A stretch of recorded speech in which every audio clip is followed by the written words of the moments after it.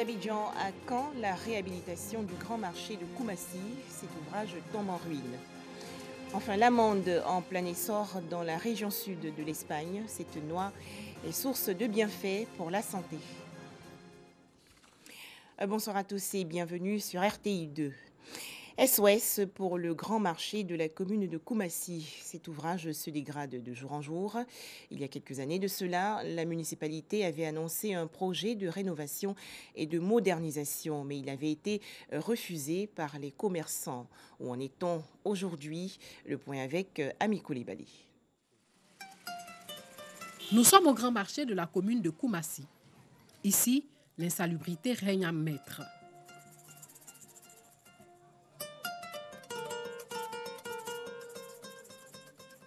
Il y a plus de 2 ans, le premier magistrat de la commune projetait de rénover ce marché.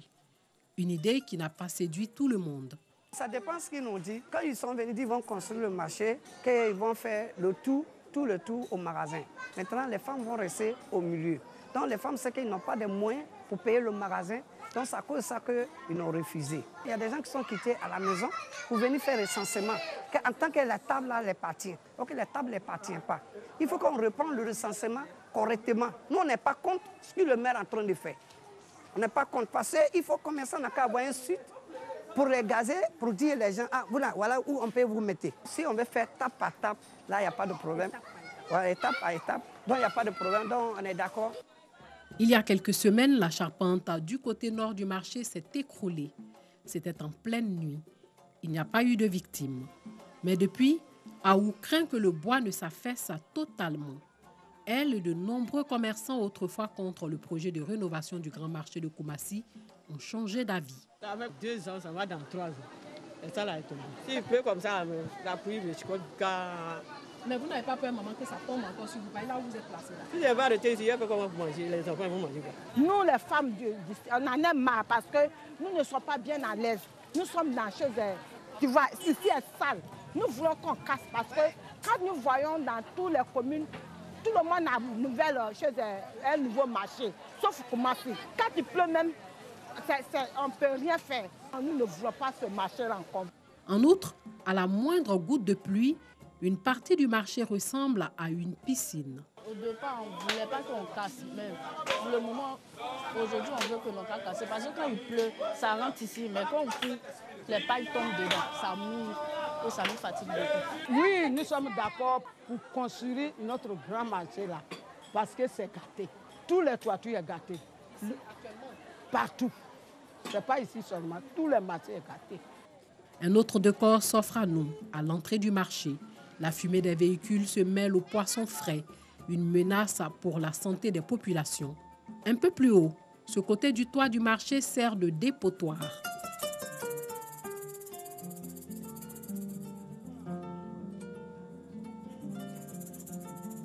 Ce qui fait office de bureau pour les agents de la mairie au marché de Koumassi n'échappe pas au poids du temps. Gros trous dans le plafond, fils qui pendent et murs fortement délabrés cohabitent. Après le marché, nous avons rencontré le premier magistrat de la commune de Koumassi qui se prononce sur la question. J'estime que quand une infrastructure a atteint un tel niveau de dégradation, il est du rôle de l'autorité d'agir. Et voyez-vous, j'ai même fait intervenir l'OIPC. J'ai dressé un rapport très alarmant sur ce marché. Donc, pour vous refaire l'historique, nous avons recherché les moyens et en son temps, nous avons bénéficié d'un projet qui nous permettait donc de réhabiliter ce marché. Nous sommes approchés des commerçants. Nous leur avons expliqué. Ils ont demandé un délai. Nous leur avons accordé le délai. Ils ont demandé une prorogation. Nous leur avons accordé la prorogation. Mais personne ne voulait qu'on commence par lui, dès le départ. Oh là, ils sont pour, oui, maintenant qu'ils sont pour, maintenant l'argent n'est plus là. Qui prie que nous soyons là. Et puis, au prochain conseil, nous allons réintroduire le dossier. En espérant que cette fois sera la bonne pour offrir aux populations un marché moderne, il est bon de rappeler que le grand marché de Koumassi a été construit en 1974. À ce jour, la mairie a recensé près de 4000 commerçants qui occupent une place dans le marché. Niakara, dans le nord du pays, les cadres de la région se mobilisent pour la développer. Ils ont réfléchi récemment sur des axes stratégiques. Les explications de Hassan Khan et Diarasouba Larsend de RTI Bouaké. Niakara, commune de la région d'Yambol, une commune moderne avec toutes les infrastructures de base, écoles, électricité, centres de santé, logements sociaux. Ces infrastructures datent de l'époque Nalo Bamba, le père fondateur de Niakara. Il a occupé plusieurs postes ministériels dans les gouvernements de feu le président Félix Houphouët-Boigny, un repère pour la nouvelle génération. Il a voulu faire Niakara à l'image de Yamoussoukro, c'est pas faux, puisqu'il a été l'un des plus proches collaborateurs de feu Félix Houphouët-Boigny. Malgré tout ce qu'il avait, malgré tout le bonheur qu'il avait auprès du chef de l'État, a tenu à venir réaliser une grande plantation au village qui était pourvoyeur d'emplois. Cette génération a tenu à lui rendre hommage à travers une journée spéciale. Il s'agit de booster le développement. Comme repère, les actions de développement de l'illustre défunt. Ce bâtiment que vous voyez derrière moi, c'est dans l'une de ses classes. C'est là que j'ai commencé. À l'époque, il n'y avait que l'école de la mission catholique. Et c'est grâce à lui aujourd'hui que nous avons eu cette école. Pour nous perpétrer son action est un honneur. Après le recueillement sur la tombe de Nalo Bamba, suivi des témoignages, un tournoi de football doté de la coupe Nalo Bamba a constitué l'un des temps forts de cette journée de souvenirs. L'émotion était au rendez-vous dans ce tournoi, tout comme à la première édition en 1977. Pour le retour de cette compétition, il faut dire qu'on a poussé un ouf de soulagement. Je garde de lui qu'il faut travailler dans le silence pour faire pousser les édifices du développement. L'équipe des étalons a été le vainqueur de l'édition 2018. Nalo Bamba est décédé en 1984. Il fut ministre d'État, ministre de l'Intérieur, avant de tirer sa révérence. Direction la région ouest du pays où il est également question de développement. Les cadres en activité et autres retraités du Cavally et du Guémont ont échangé récemment. Au menu, la restauration de ces deux régions fragilisées par les crises politiques survenues en 2002 et 2011. Le Cavally et le Guémont, deux régions de l'ouest de la Côte d'Ivoire. Elles ont été fragilisées par la crise sociopolitique dans le pays de 2002 à 2011. Conséquence, les infrastructures socio-économiques sont tombées en ruine pour la plupart.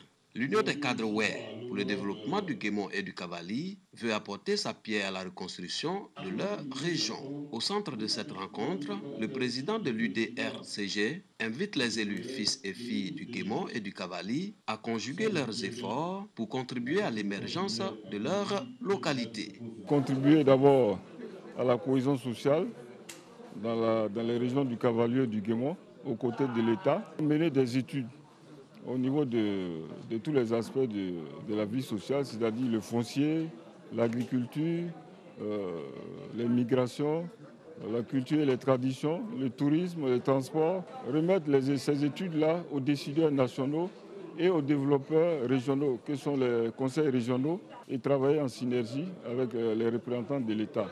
Parce que l'État fait beaucoup d'efforts, mais il ne peut pas tout faire. Et donc chacun doit apporter sa contribution pour optimiser les apports des uns et des autres. La chefferie traditionnelle, avec à sa tête le chef suprême des Ouai, salue cette initiative. En ma qualité de chef suprême des Ouai, vous voyez, je suis le conseiller spécial du président. Donc ça voudrait dire que c'est notre affaire pour rattraper notre retard. Pourquoi pas lancer un appel que tous ceux qui ne le savaient pas, qu'ils soient de la diaspora externe, interne ou bien des locales, qui ne sont pas encore informés à partir de ce lancement officiel, qui viennent rejoindre le groupe où nous tous, nous y sommes. Les régions du Cavally et du Guémont, riches de leurs terres et de leur culture, s'étendent sur une superficie de 18 424 km², couverte par la forêt. On y trouve des parcs et réserves, ainsi que des forêts classées. Entre autres, le parc et réserve de Taï et la forêt classée du mont Péco. Un reportage de Doigt de Laser. Un tout autre sujet à présent, c'est souvent la catastrophe lorsqu'on est devant un auditoire. On balbutie, on n'arrive plus à penser et on perd le fil de nos idées. Alors comment mettre fin à toutes ces imperfections? L'Agora Toastmaster Club d'Abidjan nous donne quelques astuces. On en parle avec Dangui Dangui. Dès l'entame de votre discours, vous avez su capter mon attention. Des membres d'Agora Toastmaster Club d'Abidjan en compétition dans le cadre d'un concours de discours. Vous avez fait un développement dans lequel vous avez donné la définition du bonheur selon les philosophes, selon les scientifiques et selon les croyants. J'ai noté une belle structuration. Vous aviez une introduction, un développement, une conclusion qui était clairement disposée. Occasion offerte aux membres de ce Toastmaster d'acquérir l'expérience de s'exprimer en public et à l'auditoire d'observer des orateurs expérimentés à l'œuvre. Les gens avaient tendance à faire de moi leur chef, leur présidente d'organisation, du fait de mon dynamisme. Mais chaque fois que je cherchais à faire un discours, je me rendais compte que j'avais du mal à structurer ce discours et finalement, je ne disais pas tout ce que je voulais dire. 8 ans après, lorsque je regarde derrière moi, j'ai à mon actif plusieurs maîtrises de cérémonie, dont une en Afrique du Sud, devant 3000 personnes. On parle, on dit beaucoup de choses, mais ce que nous disons doit avoir un sens. Et c'était vraiment ça mon problème. Je sentais que je ne donnais pas de sens et de percutant à mes interventions. Et c'est pour cela que j'ai rejoint Agora Toastmaster. J'ai voulu améliorer ma variété vocale, qui était vraiment un frein pour moi pendant mes présentations au travail. Et je pense qu'avec Toastmaster, j'ai pu l'améliorer. Je vous suggère mieux s'exprimer en public, développer son leadership et sa capacité d'écoute. Voici entre autres les aptitudes qu'Agora Toastmaster Club d'Abidjan développe chez ses membres. L'organisation Toastmasters m'a apporté essentiellement 2 choses. La première, c'est l'écoute. Depuis que je suis Toastmasters, je me surprends à être plus patient, à écouter mon interlocuteur dans tous les milieux. La deuxième chose que Toastmasters m'a apporté, c'est le goût du service. Parce que vous ne pouvez pas être dans une organisation comme celle-là et rester dans votre coin. Agora Toastmaster Club d'Abidjan existe en Côte d'Ivoire depuis plus de 20 ans et compte près de 500 membres. Plus de 100 morts au Nigeria. Le pays a déclaré l'état de catastrophe naturelle dans 4 États. À la suite des inondations, les fortes pluies saisonnières ont fait déborder les fleuves Niger et Benoué. Des arrestations au Maroc. 12 personnes soupçonnées d'appartenir à un réseau terroriste ont été interpellées à Tanger et Casablanca. Les mises en cause ont été placées en garde à vue à la disposition de l'enquête menée sous la supervision du parquet. L'Espagne développe la culture de l'amande. Le pays, 3e producteur mondial, compte en récolter plus de 60 000 tonnes, un chiffre record en hausse de 15% par rapport à la campagne précédente.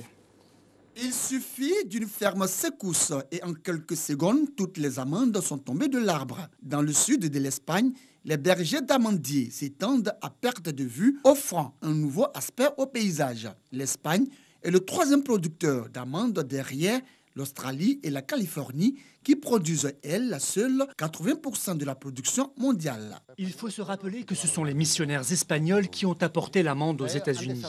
Ils ont développé une série de variétés qui ont d'autres caractéristiques. Leurs amandes sont très fructueuses, mais n'ont pas la richesse en bons gras et en sucre des amandes espagnoles. En raison de la demande croissante des consommateurs, la production mondiale a doublé en 10 ans, atteignant 1,2 million de tonnes. Aujourd'hui, de nouveaux agriculteurs veulent produire plus et ont recours à de nouvelles méthodes de plantation. Elles permettent de développer un nouveau type de fruits moins amers vendus dans le passé. Avec ces lots, nous pouvons rivaliser avec les Américains. Avant, nous ne pouvions pas rivaliser avec les lots d'amandes de type non pareil au Carmel qu'ils faisaient et avec les nombreuses variétés anciennes que nous avions. À près de 5 € le kilo, la production d'amandes est beaucoup plus rentable que d'autres cultures plus traditionnelles comme le coton et les céréales. D'après les agriculteurs, le marché est en pleine extension et c'est toute une industrie qui se développe autour de ce fruit. Les agriculteurs nous ont pratiquement poussés à développer cette industrie. De nombreux vergers d'amandiers sont en cours de création et il n'y a pas d'industrie d'amandiers dans la région. Il y a quelques usines à proximité, mais elles ne peuvent pas assumer toute la production. C'est pourquoi d'autres usines prolifèrent. Malgré les restrictions d'eau imposées aux agriculteurs, notamment dans le sud qui souffre dans la sécheresse, l'Espagne espère récolter plus de 60 000 tonnes d'amandes cette saison, une augmentation de 15% par rapport à l'an passé. Un record pour l'Espagne, mais qui reste bien loin des productions américaines et australiennes. Voilà, on faisait le point avec Christiane Kogbi et Koné Pargassoro. Merci de nous avoir suivis.